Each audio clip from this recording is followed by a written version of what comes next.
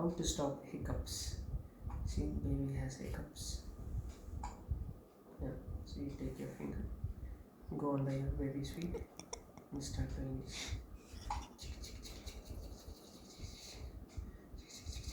And the hiccups are stopped.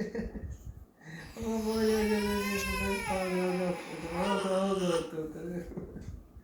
what? No, no, no, no, no, no, no, no, no, no, no, no, no,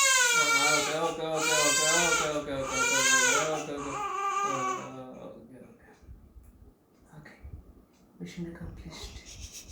Thank you very much.